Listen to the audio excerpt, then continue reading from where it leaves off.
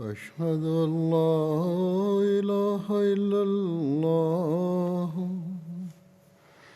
وحده لا شريك له وأشهد أن محمدا عبده ورسوله أما بعد فأعوذ بالله من الشيطان الرجيم بسم الله الرحمن الرحيم الحمد لله رب العالمين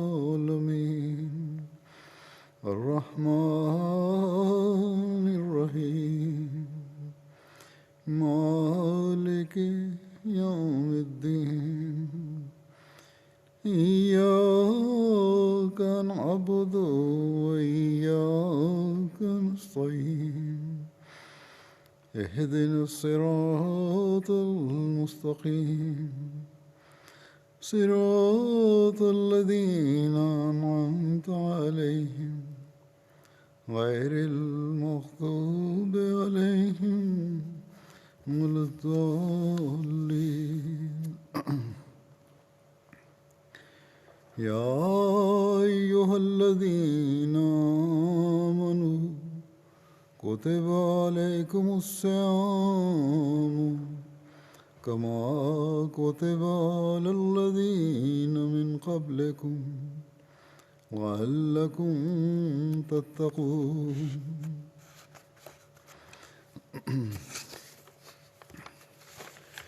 أيام معدودات فمن كان منكم مريضا ولا سفر فعدة من أيام أخر وعلى الذين يطيقونه فدية طعام مسكين ومن تطوع خيرا فهو خير له وأن تصوموا خير لكم وأن تصوموا خير لكم إن كنتم تعلمون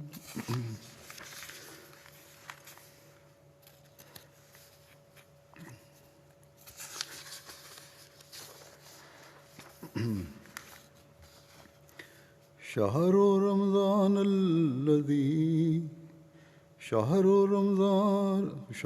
رمضان الذي أنزل فيه القرآن هدى للناس وبينات من الهدى والفرقان فمن شهد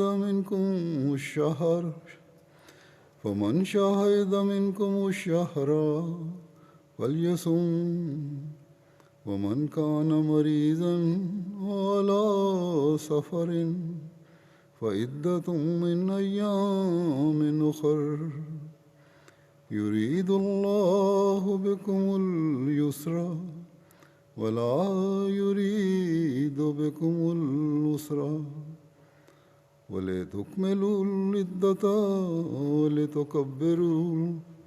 ولتكبروا الله على ما هداكم ولعلكم تشكرون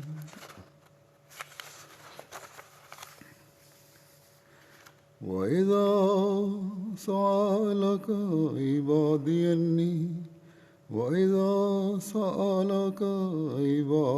أني فإني قريب أجيب دعوة الداع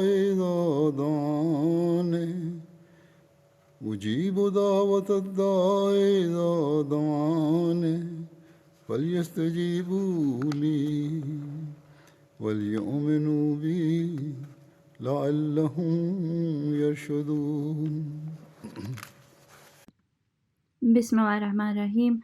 Hazreti Halifatul Mesih, peti da Allah bude njegov pomagač, je proučio ajete 184 do 187 iz sure Al-Bekara. Prijevod glasi: Ovi koji vjerujete, propisuje vam se post kao što je bio propisan onima prije vas, da biste postali bogobojazni. Određeni broj dana. Ako god od vas bude bolestan ili bude na putu, neka posti isti broj drugih dana, a onima koji ne mogu da poste otkup, fidija je da nahrane jednog siromaha. Ako god dobrovoljno učini neko dobro djelo, to je bolje za njega. Ako postite, to je bolje za vas, da samo znate. Mjesec Ramazan je onaj u kojem je Kur'an objavljen kao jedna uzvišena uputa za ljude, u kojem je jasno objašnjeno upute i Furkan.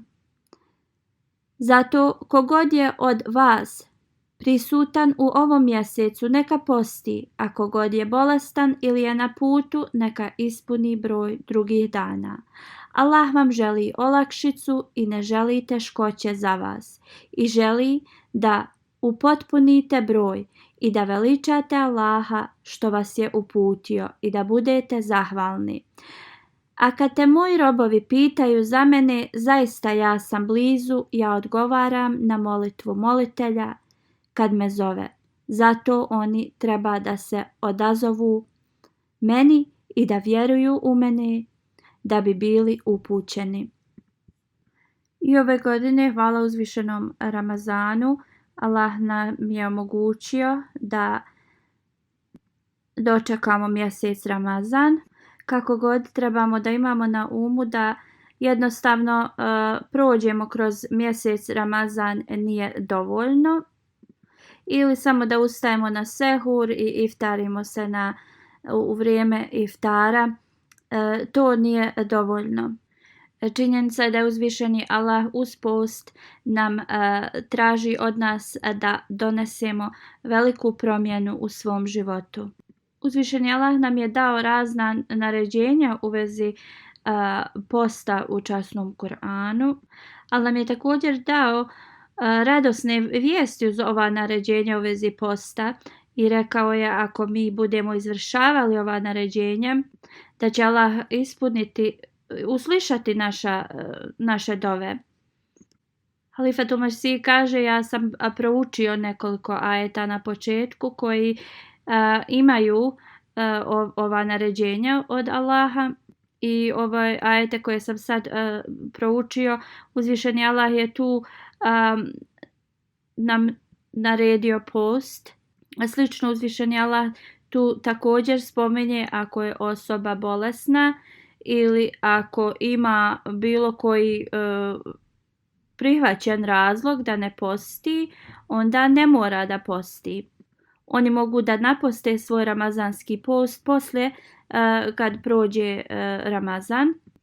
A ako je ta njihovo stanje ili bolest dugotrajna i neće moći da naposte, onda Allah kao olakšanje daje fidiju, to jeste udjeljivanje sadake.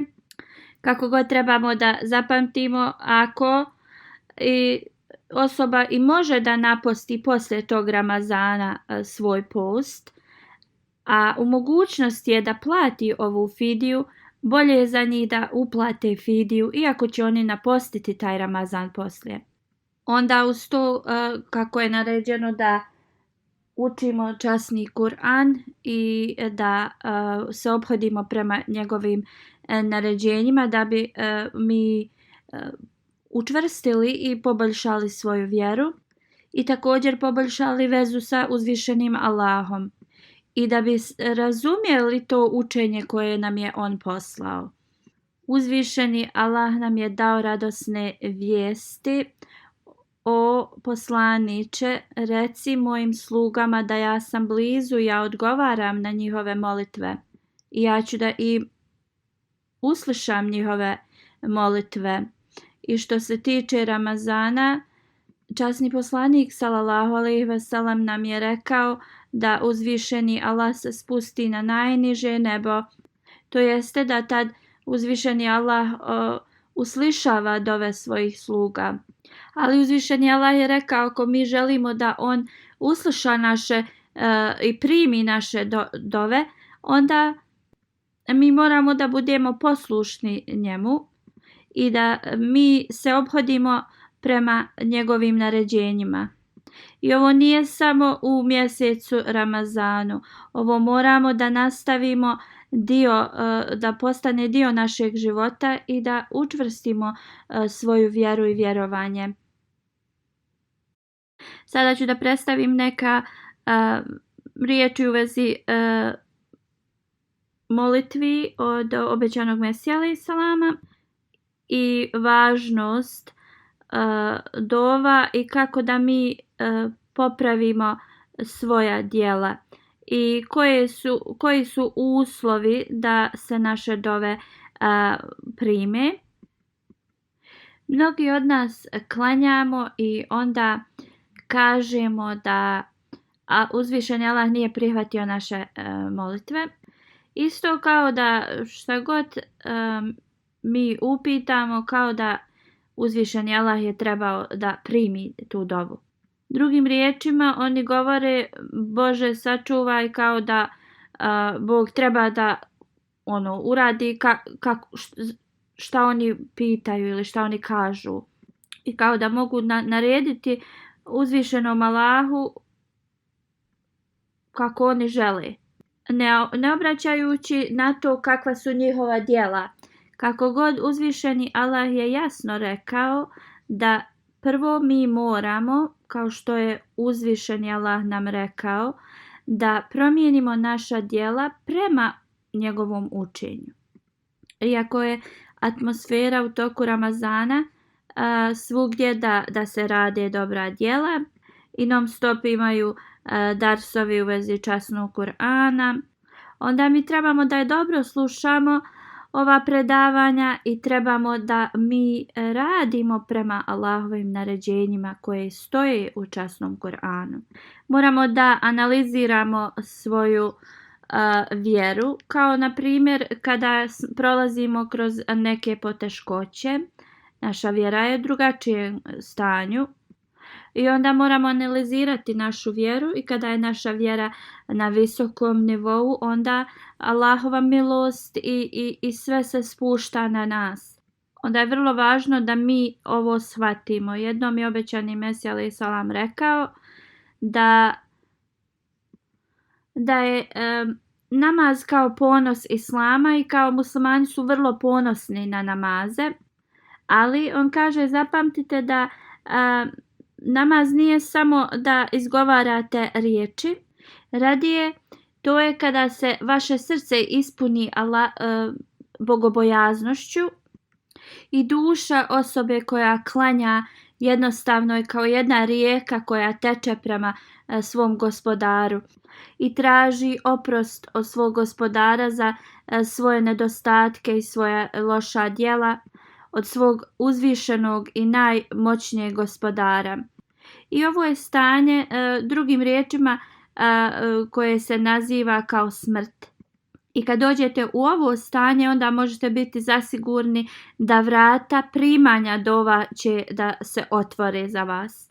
I tada dobijate tu mogućnost da se klonite lošeg, a uvijek ostajete da radite dobro. I ovo će biti pravi način na koji ćete vi da se klonite grijeha i da dobijete Allahovu bliskost. Mnogi ljudi pitaju kako oni mogu znati da li su im grijesi oprošteni i da li je Allah zadovoljan s njima. Obećani Mesija alejhi selam kaže da postoji kao jedan jednostavan princip u vezi ovoga, da osoba ako uspostavi jaku vezu sa gospodarom svojim i izvršava naređenja, onda jednostavno Allah mu podari tu strpljenje i smiraj da se drži što dalje od grijeha.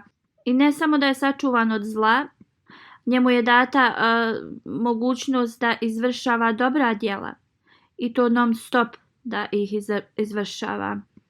I ako se ovo vama ne dešava, onda ne može osoba govoriti da je postigla blizinu uzvišenog Allaha. I osoba postane istinska sluga Allahu kada se ovako ponaša, kada ovako razmišlja. I ovo je nešto što mi trebamo da pokušamo da postignemo u toku ovog mjeseca Ramazana. I kao što sam rekao ranije da ću ja predstaviti neko pisanje obećanog Mesija alejhi selama u vezi namaza i molitvi. Obećani Mesija alejhi selam kaže kao tema u vezi prihvatanja dovi jeste kao jedan ogranak namaza ili molitvi. Znači ako osoba ne shvati svrhu molitvi, onda teško će toj osobi da bude da shvati bilo šta u vezi namaza i molitvi.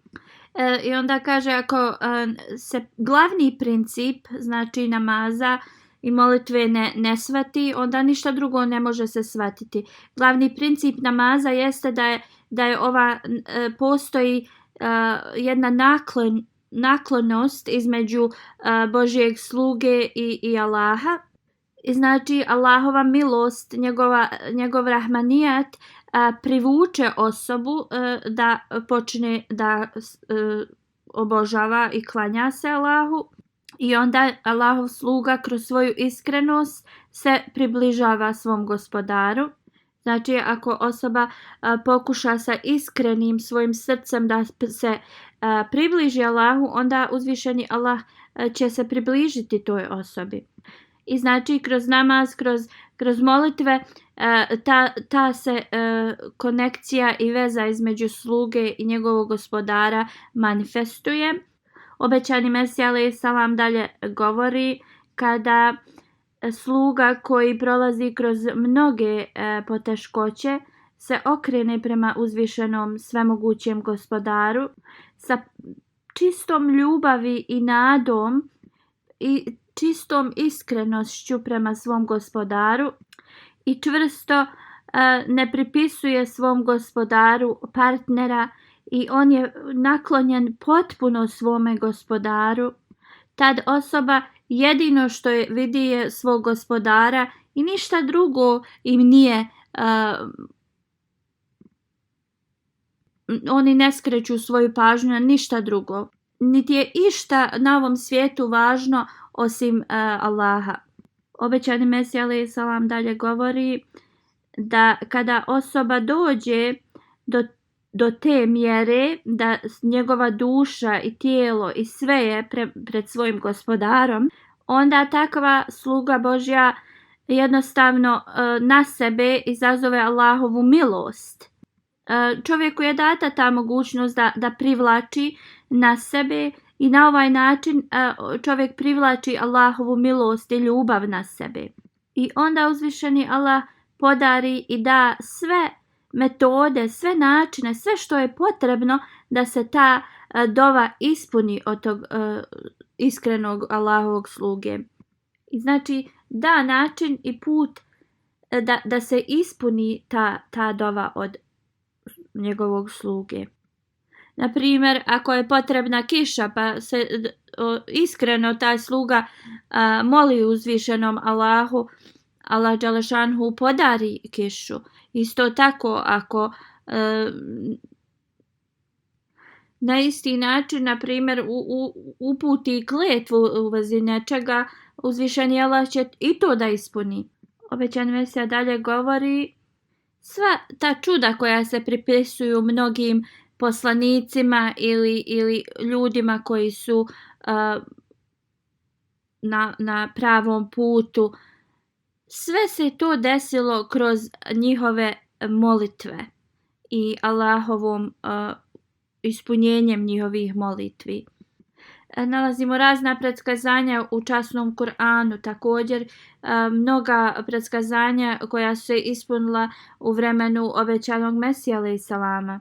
Mnogi istiniti snovi su se ispunili ljudima, ali to je sve bio rezultat njihovih iskrenih molitvi uzvišenom Allahu. Obećani Mesija alejhi selam dalje kaže, uzvišeni Allah kaže, osoba koja se trudi na našem putu, bit će mu pokazan način prema našem putu. Uzvišeni Allah je dao čovječanstvu da trebaju da se trude. I također prema ovome nama je dato također dova da govorimo ihdina siratal mustaqim. To jeste uputi nas na pravi put. S jedne strane Allah je obećao oni koji se trude na Allahovom putu, on će zaista da ih uputi na pravi put. A također nas je podučio i ovoj ihdina siratal mustaqim dovi uputi nas na pravi put. Obećani Mesija kaže, znači čovjek treba da ovo drži non stop na umu i da se toliko moli, da se moli da Allah toj osobi podari da on bude kao ti ljudi kojima je dat uspjeh i kojima je dato također mudrost i da ne ode s ovog svijeta, a da mu Allah ne podari tu mudrost i razmišljanje i razumijenje. Uzvišeni Allah kaže u časnom Kur'anu, kogod bude slijep na ovom svijetu, bit će slijep i na ahiretu. Drugim riječima, oni koji su duhovno slijepi. Osoba koja je opsjednuta materijalizmom na ovom svijetu i jednostavno ne prepozna svog gospodara, niti razumije mudrost u vezi molitvi i ta osoba je samo opčinjena materijalizmom, ta osoba i na ahiretu jednostavno neće biti u stanju da spozna uzvišenog Allaha. Obećani Mesija alejhi selam dalje kaže, osoba mora da se pripremi na ovom svijetu za ahiret. Obećani Mesija kaže, mi moramo da vidimo na ovom svijetu da bi bili u stanju da vidimo na ahiretu. Ako osoba želi da ima na ahiretu blizinu uzvišenog Allaha, onda ta ista osoba na ovom svijetu mora da se pripremi za to. Obećani Mesija alejhi selam kaže, da bi mi iskusili sljedeći život, mi moramo da na ovom svijetu također razvijemo ta čula za ahiret. Obećani Mesija kaže, slijepa osoba je ta koja ne doživi duhovno razumijevanje, duhovne ljepote vjere. Osoba koja ne doživi duhovno razumijevanje vjere. Osoba koja slijepo slijedi tradicije svoje porodice samo zato što je rođena u muslimanskoj porodici i naziva se muslimanom. Drugim riječima, osoba tako slijedi vjeru kao beznačajno, ne radi dobra djela. Jedno je musliman zato što se rodio u muslimanskoj porodici. Obećani Mesija alejhi selam dalje govori, slično je kao kad se osoba rodi u kršćanskoj porodici. Ti muslimani koji samo prate vjeru na ovakav način, onda oni jednostavno nemaju dovoljno znanja ni o Kur'anu, ni o poslaniku, ni o svojoj vjeri. I jednostavno kad tako slijepo se kao religija prati, onda u smislu zaista je pitanje da li ta osoba i prati religiju. I nekad ove osobe se nalaze u društvu onih koji vrijeđaju Allaha i njegovog poslanika i oni su u takvom društvu, ali to je zbog toga što ovi ljudi nemaju to duhovno oko, duhovno razumijevanje. Oni su prazni što se tiče, nemaju ljubav prema religiji. Jer osoba koja voli nešto, da li će da provodi vrijeme s bilo s kim ili da nešto radi što njihova voljena osoba s time se ne bi složila ili ne voli. Znači ako volite nekoga, onda jednostavno ne možete da sjedite i slušate nekoga da vam govori protiv te osobe. Znači uzvišeni Allah kaže, on je spreman da da blagoslove onoj osobi koja je spremna da ih primi. I onda kada mi se molimo, to nas priprema da budemo spremni da primimo Allahove blagoslove i uputu. I onda ovim danima trebamo non stop da učimo ihdine siratal mustaqim, da uzvišeni Allah nas uputi na pravi put i da očisti naša srca i da Allah nam pomogne da postanemo njegove iskreni obožavaoci i također da nam podari da mi ispunjavamo dužnosti prema njegovim slugama i da ne postanemo kao ekstremisti koji u ime Allaha i poslanika rade tako grozna djela u čovječanstvu. I molimo se da uzvišeni Allah zaštiti sve ljude od ovakvog zla. Onda postoje neki ljudi koji kažu da su toliko griješili do te mjere da Allah im nikada neće oprostiti. Ili neki pitaju ako je osoba puno griješila, da li će njegovi grijesi biti oprošteni. A isto neki ljudi koji misle da im Allah neće oprostiti, onda oni se upuste u još gore grijehove. Ali ovo je sve šejtanov posao koji na ovaj način postiže njegov cilj i odvraća ljude od gospodara. I ovakvi ljudi su u šejtanovim kao upravljanjem. Objašnjavajući kako da izbjeći šejtanove kandže, obećani Mesija kaže, osoba nikada ne smije da prestane da se moli i ako misle da su, na primjer, počinili mnoge grijehe, činjenica je da je namaz protiv otrov i osoba koja nastavi da klanja i da se moli, vidjet će da jednostavno ta sva loša djela postaju mu odvratna. Znači, namaz je nešto što će sačuvati od grijeha.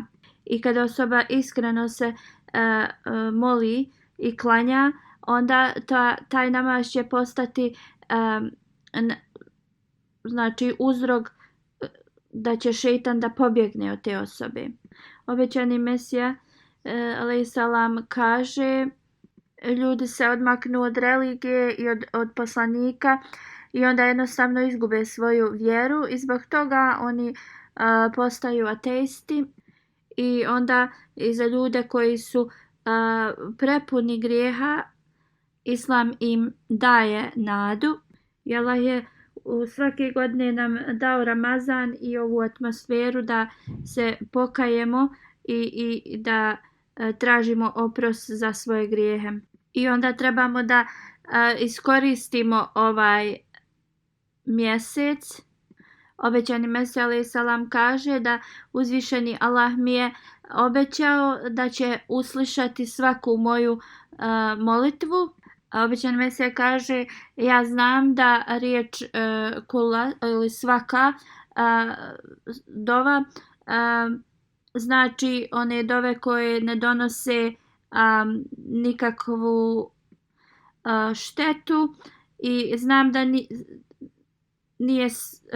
to nije značilo za svaku dovu. To znači one dove koje ne donose nikakvu štetu, one će biti uslišane. Nasuprotno, obećani Mesija kaže gdje Allah želi da popravi osobu, onda da ne primi dovu, to je također način da reformiše nekoga.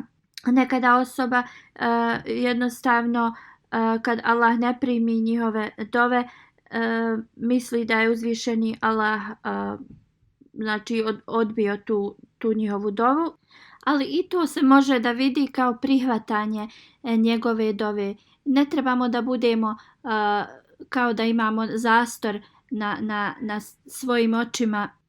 Pa ako vidljivo ne vidimo da nam se dova, da je Allah dovu primio, ne smijemo da se ponašamo i da budemo nezahvalni uzvišenom Allahu.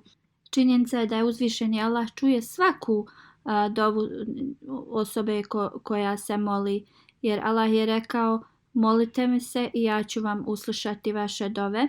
Ali koja je misterija svega toga? Veći blagoslov i veće dobro je nekada da nam Allah ne primi neke dove za nas. Jer Allah zna da je to bolje za nas. Da nam ne prihvati tu dovu u određeno vrijeme. Obećani Mesija alejhi selam kaže princip molitvi i prihvatanje naših molitvi. Uzvišeni Allah se ne osvrće na naše misli ili naše želje. Možemo, na primjer, da usporedimo to koliko majka voli svoje dijete i ne želi ništa da se njenom djetetu loše desi. Ali ako dijete počne da plače i traži nešto što je, na primjer, loše po njih, hoće nož da uzmu, hoće da uzmu ugalj koji je vruć. Znači, iako majka najviše voli to svoje dijete, da li će ona dozvoliti da uzme taj oštri nož ili nešto da se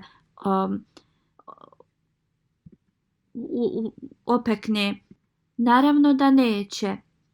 Znači, isto tako možemo princip prihvatanja naših dova prema ovome da usporedimo, ovom primjeru majke. Obećani Mesija alejhi selam kaže: ja imam iskustva u ovome. Halifatul Mesih kaže i ovo da danas vidimo, dobivam mnoga pisma gdje ljudi kažu da se molim za nešto i daju sve o sebe da nazor to postignu, ali na kraju to ne ispadne dobro, pa onda oni kao žale se na Allaha da su započeli taj posao sa molitvama i dali su kao sadaku, ali ishod svega toga je loš.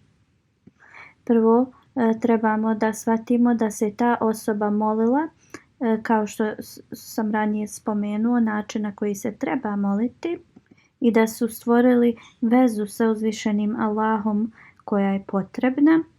Da se ta osoba molila najviše i da jednostavno ako nije ta dova primljena od Allaha, trebaju da shvate da je i to primljena dova, jer to što se trebalo desiti, to sigurno nije bilo dobro za njih.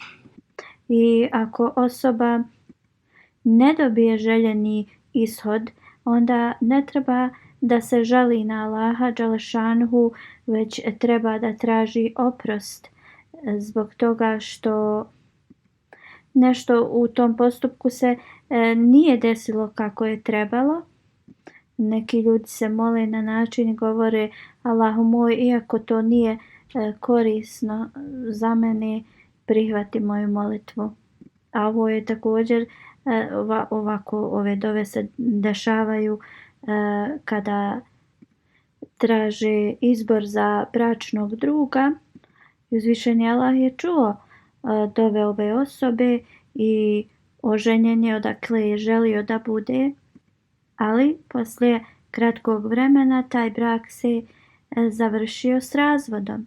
I zato osoba se ne treba da moli na ovakav način. I da bi naučio tu osobu lekciji, uzvišeni Allah odobri, usluša tu dovu koja nije dobra za osobu.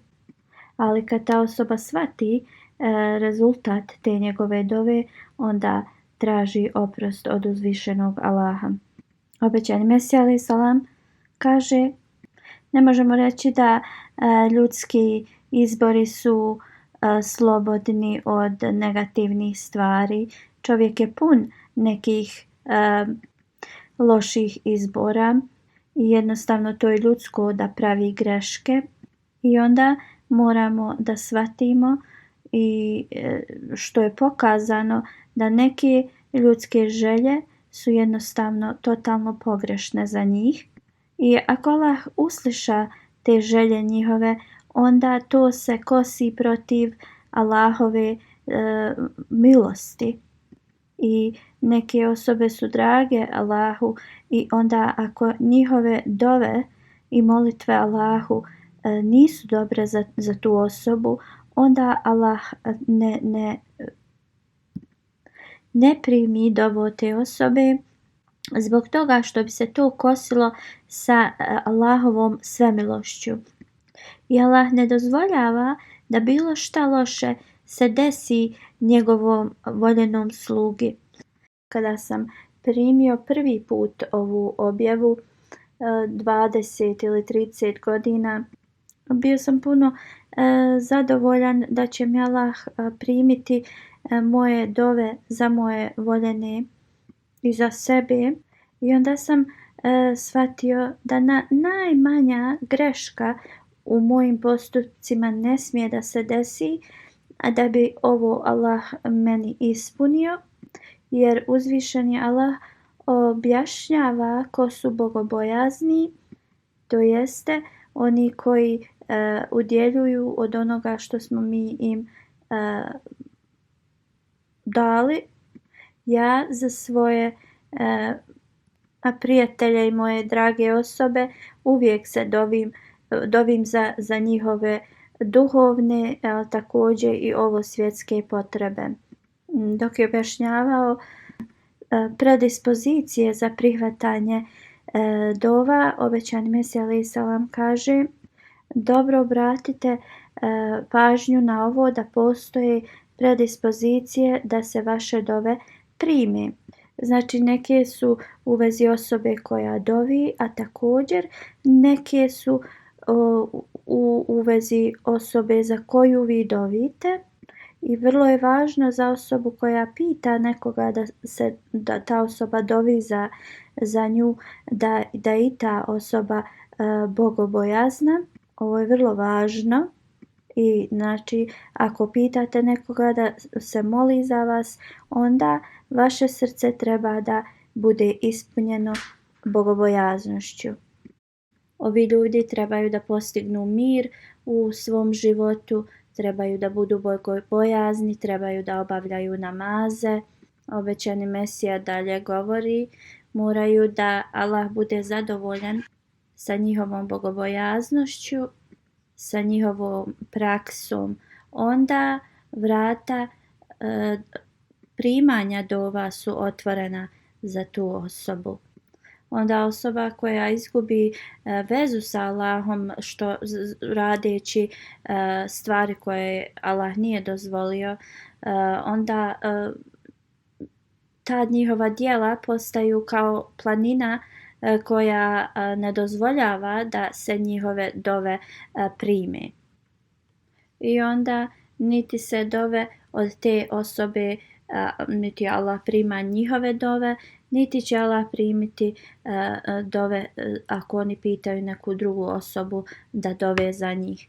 Obećani Mesija mnogo puta je ponovio da ako naša djela nisu dobra, onda to će jednostavno da zaustavi primanje dova, da Allah primi dove za nas. Znači ako osoba ne ispunjava dužnosti prema Allahu i Allahovim stvorenjima, onda za njih dove nisu primljene. Još jedan vrlo važan aspekt primanja dove jeste bogobojaznost i također radnja dobrih dijela, što je već spomenuto ranije. To jeste moramo Allahova naređenja da i ispunimo. Obećani Mesija alejhi selam govori u vezi ovoga da je istina da ljudi koji ne rade dobra djela, da jednostavno ne ispunjavaju svoje molitve propisno. Znači osoba prvo mora da analizira svoje vjerovanje i svoja djela I onda da se okrene prema reformaciji sebe. Znači ako osoba ima način da se reformiše, ta osoba to treba da da sve od sebe da to uradi. Uzvišeni Allah, običan Mesija kaže da uzvišeni Allah uvijek da neki način za reformaciju. Kada se osoba s punim srcem i sa punim predanjem moli dragom Allahu, onda Allah nađe način za tu osobu i reformaciju te osobe. Oni koji kažu da ako je molitva tu, ako se klanja i dovi, onda nikakve druge akcije nisu potrebne. Obećan Mesija kaže ovo je tako ograničeno razmišljanje. Sama molitva je znači neko djelo koje daje da se sve drugo ispuni kako treba. I kad govorimo ijake nabudu ve ijake nestein, znači mi tražimo od Allaha pomoć, prvo mu se molimo pa onda tražimo njegovu pomoć. To jeste, sad što govorimo, znači prvo se molimo, ali onda također tražimo od Allaha pomoć i Allah onda nađe način za nas. I jedino Allah uzvišeni može da nam pomogne u ovom. Obećani Mesija kaže, pogledajte kako Allah daje vodu da nas napoji, kako nam daje hranu da nas nahrani, ali on to radi kroz načine. Nije da sada kao ako smo mi žedni, magično voda se pojavi nama, ili ako smo gladni, magično hrana padne do nas. Znači postoje načini kako da se dođe do te vode i do hrane. Znači kao što u časnom Kur'anu kaže da je Allah svemogući i da je Allah mudri.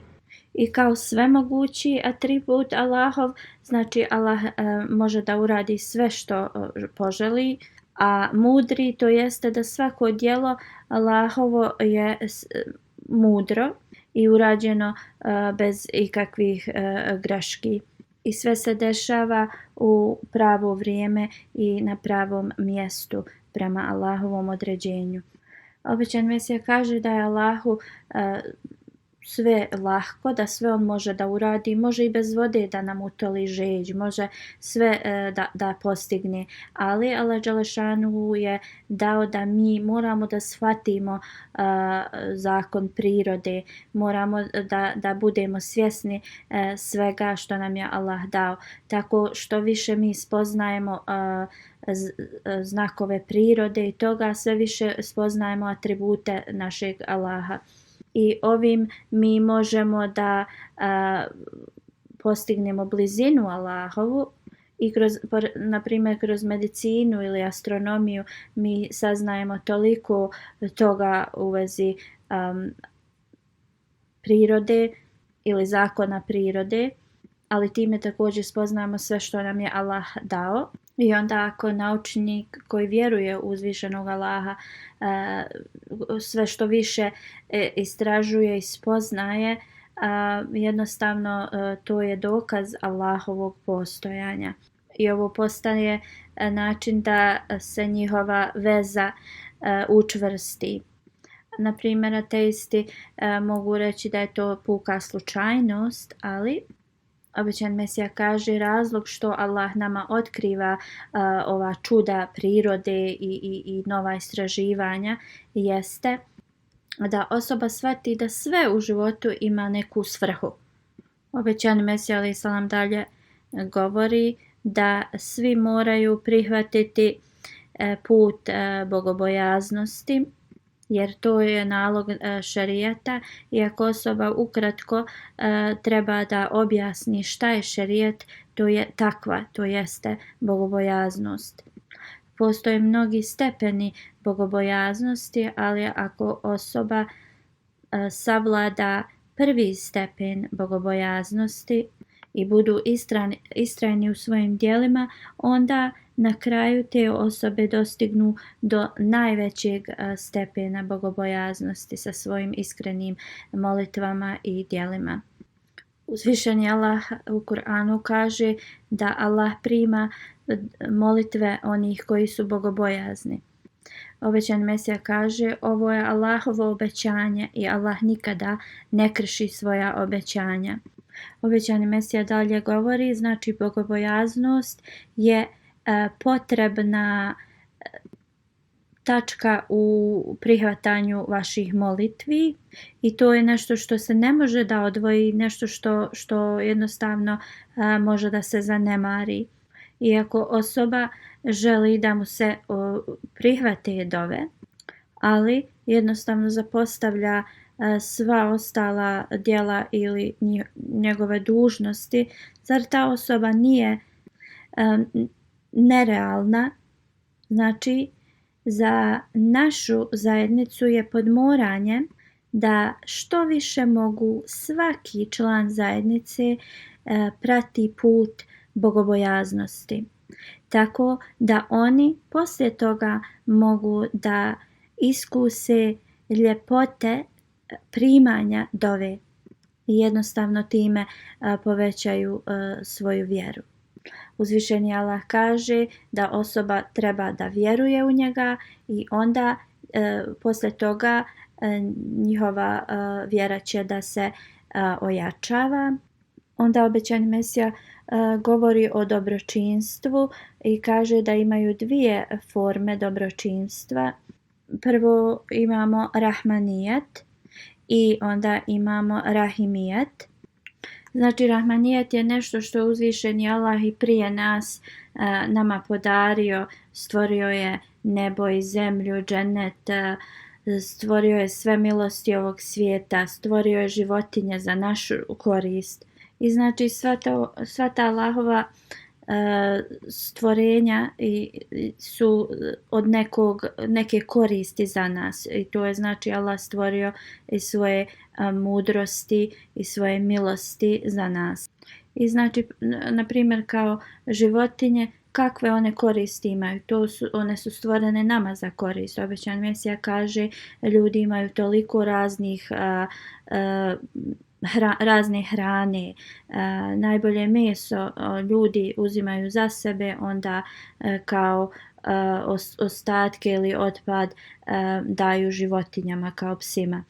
I onda u redu i životinje imaju te neke zadovoljstva na ovom svijetu i sve, ali najveće zadovoljstvo koje je duhovno zadovoljstvo, oni to nemaju. Jedino ljudi, Allah je ljudima dao, čovjeku je dao da uživa u duhovnom zadovoljstvu. I znači dva dobročinstva su ovo prije nas što je Allah stvorio za našu korist sve. I znači ovo je sve bilo stvoreno od najmanjeg atoma za nas, od uzvišenog Allaha prije nas, prije nego što smo bili mi stvoreni. I znači to je sve iz Allahove milosti za našu korist, prije našeg postojanja, prije našeg molitvi Allahu za to.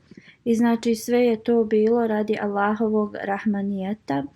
A obećani Mesija kaže druga forma dobročinstva je Allahova milost, rahimijet, to jeste kada mi molimo, onda Allah uzvišeni nam daje. Obećani Mesija kaže da neki ljudi smatraju da forme molitvi su kao ljudski izmišljeno, ali obećani Mesija kaže, ja želim o tome da opširnije objasnim. On kaže vezu koju osoba ima sa molitvom, isto kao kad dijete ogladni i onda počne da plače da bi dobio mlijeko. Majkine dojke se počnu da pune s mlijekom. Dijete ne zna da dovi. Kako onda da njegov plač jednostavno povuče mlijeko? Ovo su svi doživjeli. Nekada majka osjeti kao da nema nimalo mlijeka u svojim grudima, ali čim dijete počne da plače, ona osjeća kako mlijeko nadolazi. Onda ako mi to usporedimo kad mi plačemo ispred svoga gospodara, zar mi možemo reći da to neće ništa da postigne? Zaista Allahova milost teče prema nama i Allah čuje naš plač i naše molitve. Ali oni koji su slijepi, koji sebe smatraju filozofima, oni nisu u stanju ovo da vide. Ako osoba razmišlja kao o ovom primjeru kako dijete ima vezu sa svojom majkom, onda prihvatanje dove jednostavno postane jednostavno za njih. Znači da ako osoba uporno se moli i traži od Allaha, on će da dobiva od Allaha šta želi. Veduni yastajib lakum, to znači molite mi se i ja ću da primim vašu dovu. Obećani Mesija alejhi selam kaže doviti je ljudsko, a da se usluša dova je od gospodara. Osoba koja ovo ne shvati, onda ta osoba ima neispravno shvatanje. Obećani Mesija kaže da Rahmanijat i Rahimijat nisu odvojeni i ne možemo da se samo okrenemo prema jednom. Znači, milost je Allahova što nam je sve stvorio i podario i usmjerio nas na razne načine i onda kada mi tražimo od njega, kada se molimo, onda Allahovom milošću on nama to podari. I obećan Mesija kaže osoba koja ovo ne radi, onda ta je osoba nezadovoljna ili nezahvalna Allahovom milošću. Iake nabudu, to znači da mi ćemo samo da obožavamo Allaha, a Allah je sve nama dao. Znači Allah nam je sve dao da ga obožavamo i da budemo njegove pokorne sluge. Onda obećani Mesija govori u vezi našeg jezika, kaže koji je napravljen od mišića, od nervi, od vena. Ako to nama nije bilo dato, ako Allah to nije stvorio, onda ne bi bili u stanju da pričamo.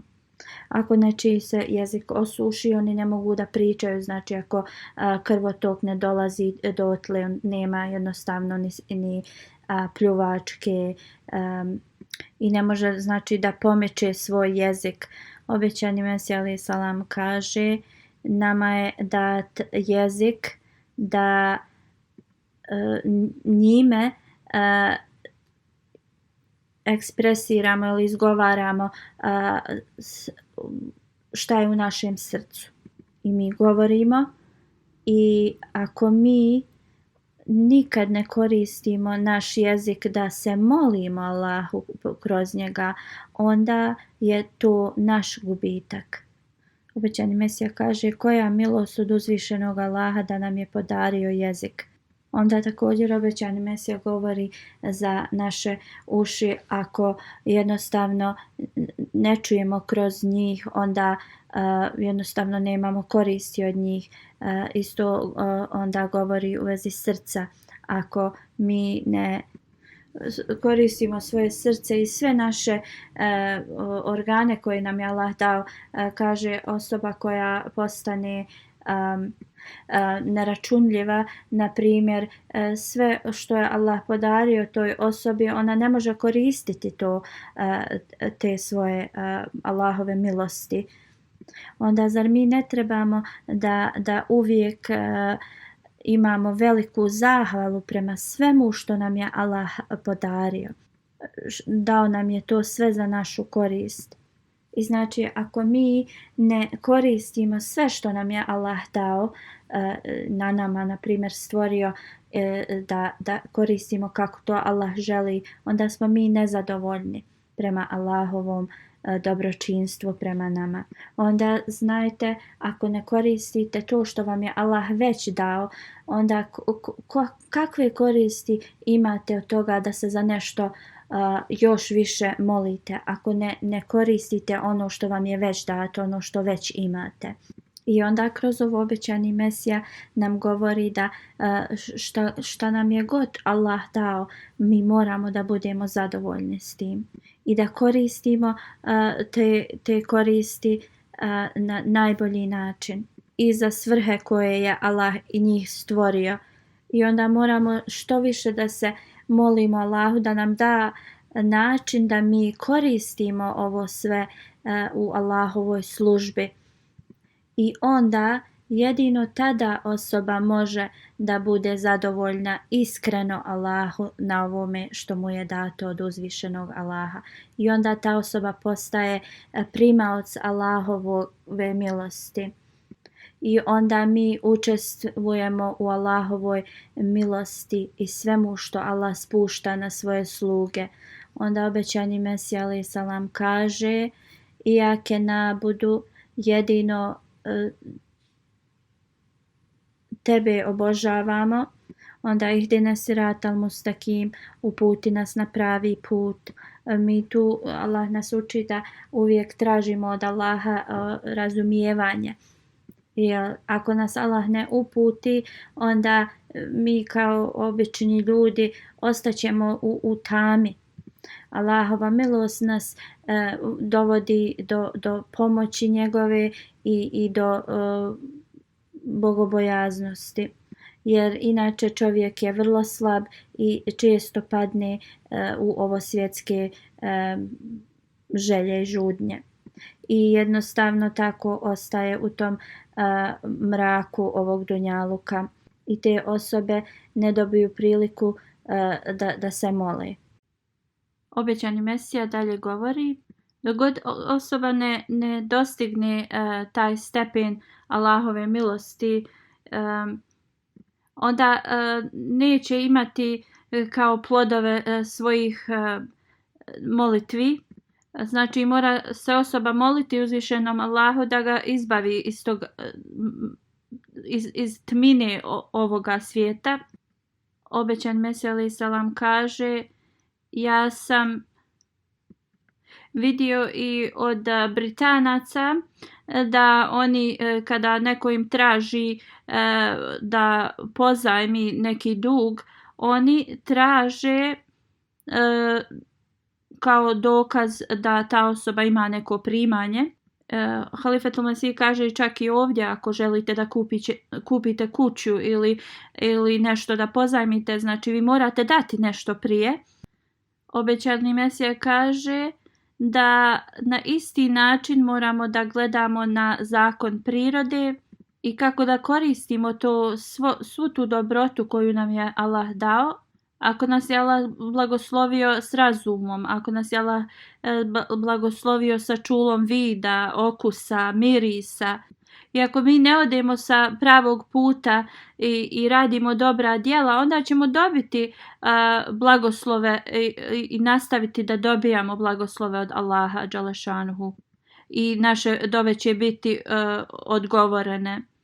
Znači, ako osoba ne skrene s pravog puta, Allah ga je blagoslovio sa svim ovim blagoslovima, i onda kad oni se mole, te osobe će da dobiju dodatne blagoslove od Allaha. U drugom smislu, onda mi imamo upozorenje ako smo okrenuti i radimo suprotno od ovoga navedenog. Onda mi imamo upozorenje na kaznu. I onda ako mi ne koristimo ove blagoslove koje nam je Allah dao, onda kako da imamo koristi od naših molitvi? Onda moramo da obratimo posebnu pažnju na ovo. Obećani Mesija alejhi selam dalje govori: ukratko, prihvatanje molitvi je paralelno sa zakonom prirode.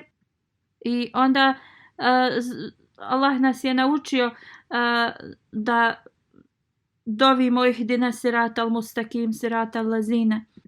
to jeste uputi nas na put onih na kojima je Allah podario blagoslove i ihdine siratal mustakim, to jednostavno molim Allaha da nas on uputi na pravi put. A prije ovog ajeta ajet Iyake na'budu ve Iyake nestaîn, to jeste jedino tebe obožavamo, jedino od tebe tražimo pomoć. To nam govori da prvo moramo od ovoga da imamo koristi i znači da bi koračali pravim putem, prvo moramo da iskoristimo sve blagoslove i benefite koje nam je Allah podario.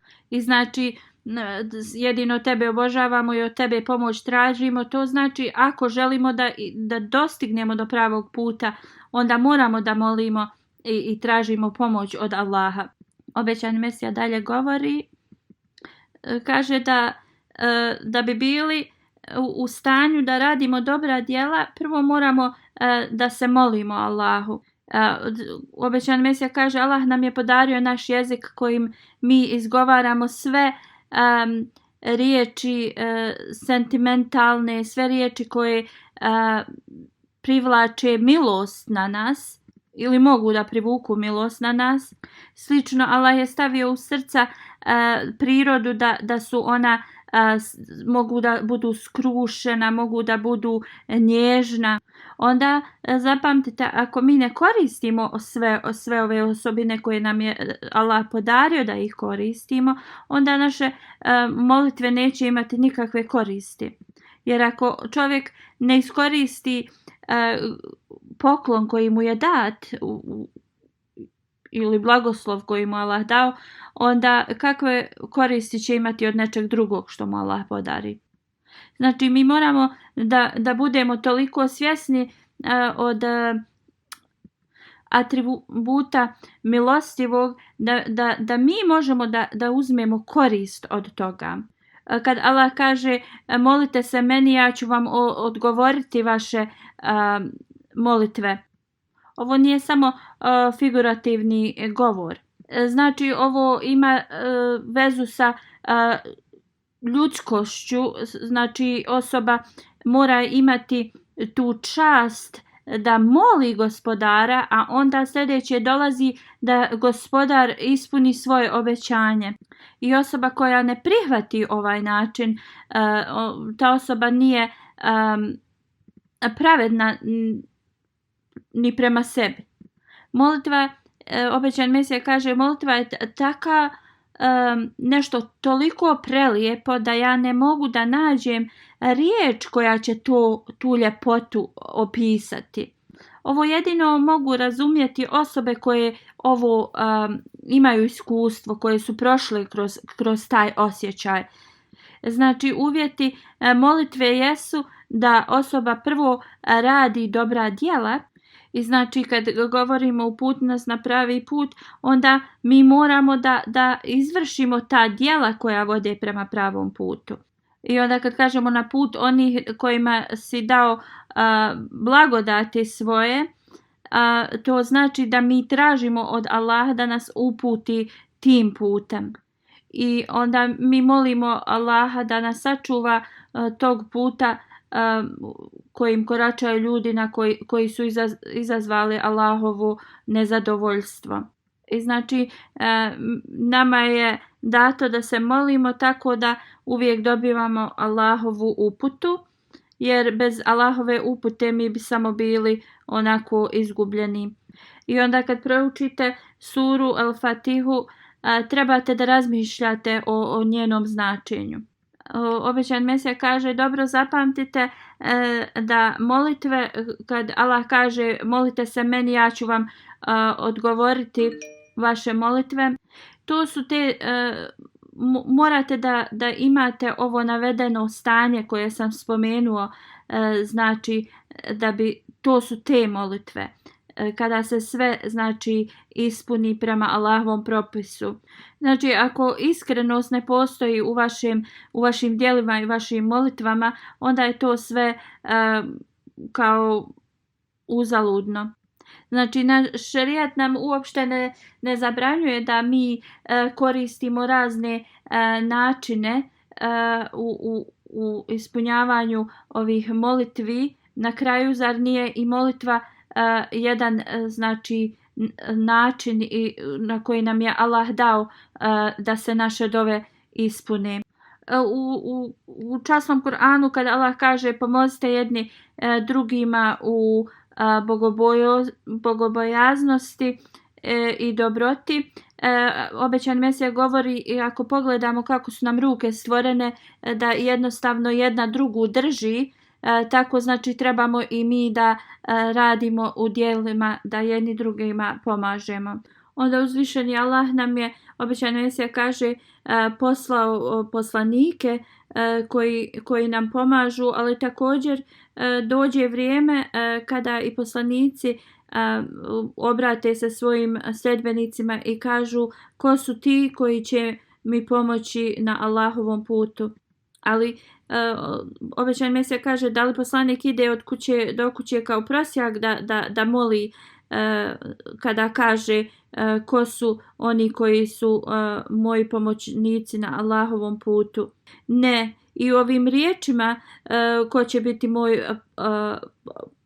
pomoćnik na Allahovom putu ima jednu veličanstvenu i dostojanstvenu čar. I na ovaj način poslanici nas uče da trebamo da koristimo znači sve blagoslove koje nam je Allah dao, da budu korisni za vjeru i naravno stvar za primanje naših molitvi. Jer poslanici oni imaju savršenu vjeru i potpunu vjeru u Allahovo obećanje. I oni znaju da je Allahovo obećanje definitivno. I kada Allah dželešanuhu kaže obećanje, zaista mi pomažemo svojim poslanicima i onima koji ih slijede. Obećani Mesija kaže, ja zasigurno vjerujem da ako Allah ne pomakne nečije srce da ono pomogne drugoj osobi, to se nikada ne bi desilo samo od sebe. Pa čak i poslanici koriste se znači sa blagoslovima ili olakšanjima koje im je Allah pružio, ali oni se znači mole skrušeno uzvišenom Allahu i onda Allah stavi u srca tih ljudi da oni budu od pomoći njima i podari im odlične pomoćnike koji su uvijek u pomoći njihovoj misiji. Obećani Mesija navodi primjer da kada dijete plače mnogo, onda njegova majka postane toliko zabrinuta i milostiva i odmah nahrani dijete mlijekom. To možemo uporediti slično kada osoba se predano moli i plače dragom Allahu, da Allah jednostavno bude milostiv prema svojim robovima. I znači da bi postigli Allahovu milosti i da nam odgovori ili usluša naše dove, potrebno je plakati. Kada neki ljudi kažu nije potrebno da se plače u molitvama, obećani Mesija kaže alejhiselam, ovo je netačno. Ti ljudi ne vjeruju u Allahovo biće i u atribute njegove snage i kontrole. Ako oni razviju istinito vjerovanje, nikada ne bi izgovorili ove riječi. Kad god neko dođe ispred gospodara i iskreno se pokaje, onda Allah nikada ne uskrati to pokajanje i blagoslovi tu osobu. Obećani Mesija kaže, uzvišeni Allah uvijek želi od nas da dođemo njemu sa čistim srcem i jedina što se traži od nas jeste da doživimo istinitu reformaciju i promjenu sebe, i onda to je znači uslov da budemo u blizini uzvišenog Allaha. Uzvišeni Allah posjeduje sve moći i on ima beskonačne milosti i blagoslove. i mi moramo to da razvijemo da možemo da vidimo i da doživimo te blagoslove. I ako mi to uradimo, onda uzvišeni Allah zaista sluša naše molitve i odgovara na njih. Obećani Mesija alejhi selam dalje kaže, uzvišeni Allah u vezi svojih sluga kaže, vjernici su oni koji se sjećaju Allaha stojeći, kada sjede i kada leže na svojim stranama. I vjernici su oni koji razmišljaju o stvorenjima neba i zemlje. I kada im se znaci pokazuju, oni kažu, Gospodaru naš, ti ovo nisi stvorio uzalud. Drugim riječima, ovi ljudi ne gledaju na univerzum i samo kao na njihovu ljepotu ili veličinu i slično. Ovi ljudi kad shvate ljepotu i savršenost univerzuma i načina, onda ti ljudi traže, ovo su samo neke riječi ili mala skupina zapisa obećanog Mesija alejhi selama na temu molitvi i mudrosti i koristi od njih. I ako mi shvatimo ovo, onda ćemo mi biti u stanju da donesemo tako veliku i drugačiju promjenu u svijetu. I onda ćemo da razvijemo specijalnu vezu sa uzvišenim Allahom i mi ćemo da postanemo na taj način oni koji primaju Allahove blagoslove. Onda u ovom Ramazanu trebamo da se trudimo da postignemo blizinu uzvišenog Allaha, ispunjavajući njegove naredbe i nastavljajući da učvršćujemo našu vjeru. Da nam Allah podari da razvijemo istinsko značenje i filozofiju molitve i da mi reformišemo naša djela i da budemo ubrojani u one kojima Allah odgovara na njihove molitve. Da nam Allah podari da nam ovaj Ramazan donese velike promjene u duhovnom životu i u našoj vezi sa uzvišenim Allahom. Također dovite za svoju braću. Ja često govorim za to da li oni živjeli u Pakistanu, Alžiru ili bilo gdje u svijetu i oni prolaze kroz poteškoće samo zbog toga što vjeruju u Ahmedijat. U Pakistanu je počelo da bude svakodnevnica da ljudi prolaze kroz poteškoće. I onda molite se za njih. Slično također i u Alžiru počinju da otvaraju ponovo sudske procese protiv Ahmedi muslimana, da ih Allah drži pod njegovom zaštitom. I kad osoba se moli za druge, onda Allah to podari da Allah usliša njihove dove, sopstvene. I onda moramo držati ovo uvijek na umu, jer znamo da se meleci mole za one koji se mole za druge. Kako je to korisno djelo da čak i meleci se mole za vas. I onda trebamo obavezno da se molimo za druge, a ne samo za sebe. Da uzvišeni Allah nam podari da ovo uradimo, posebno u mjesecu Ramazanu. Alhamdulillah, nahmaduhu wa nasta'inuhu wa nastaghfiruhu wa nu'minu bihi wa natawakkalu alayhi wa na'udhu billahi min shururi anfusina wa min sayyiati a'malina. ومن يهده الله فلا مضل له ومن يضلل فلا هادي له ونشهد أن لا إله إلا الله ونشهد أن محمدا عبده ورسوله عباد الله رحمكم الله إن الله يأمر بالعدل والإحسان وإيتاء ذي القربى وينهى عن الفحشاء والمنكر والبغي يعظكم لعلكم تذكرون اذكروا الله يذكركم وادعوه يستجب لكم ولذكر الله أكبر